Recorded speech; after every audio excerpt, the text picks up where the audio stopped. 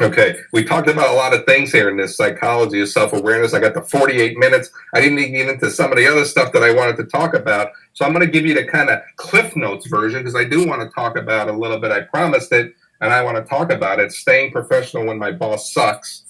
I'm actually writing that article right now as well. I want you to think about this, man. I mean, how many times have we worked for people?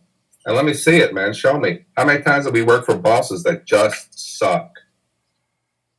I got to tell you, man, I was one of those bosses for a long time. My ego was bigger than my desire to help the workforce, and becomes really challenging.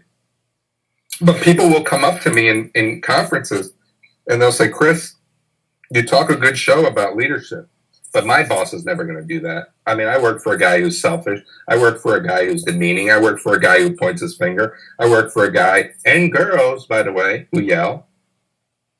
But what do I do? I don't have an environment. You know what you do? You don't allow that situation to dictate who you are as a professional. As a boss, I have to have your best interest in mind, right? But if I don't, you've got to have your own best interest in mind. You need to become an expert in your job. You need to remember your career goals. You need to remember to stay focused and keep your eyes on the prize, okay? Because what you're doing is building your own professional relationship. And if my organization sucks because my leaders suck and I decide to suck in that process, who are you hurting? You have to continually be successful. In the absence of good leadership, Corona, you've got to set the standards for others to follow. Don't allow someone else to zap your professionalism. Don't allow someone else to dictate who you are as a professional because they suck.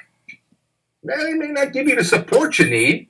They may not give you the value you need. They may not give you the growth opportunities that you need.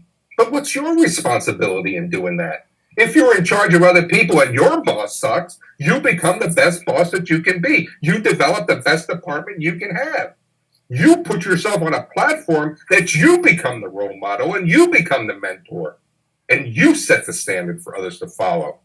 Self-motivation. It's always great to hear, you know what, you did a great job. I pat you on the back. You're a great worker. It's always good to hear. You know how I put it? I've had bosses in the healthcare field that were dealing with life and death. And they weren't there to tell me I was doing a good job. What I used as a gauge, what I used for my measuring stick, if they didn't tell me I was sucking it up, that was good enough for me.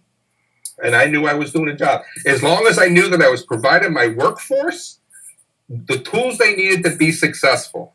If they were engaged, if they were satisfied, if they were productive, if they were delivering the highest quality of customer service or patient care, my job was getting done.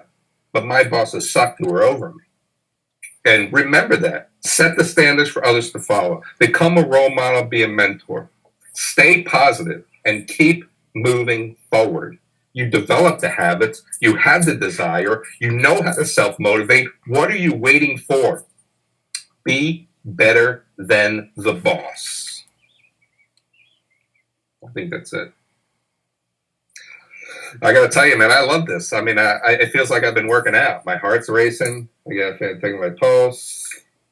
It's up there, right? So I like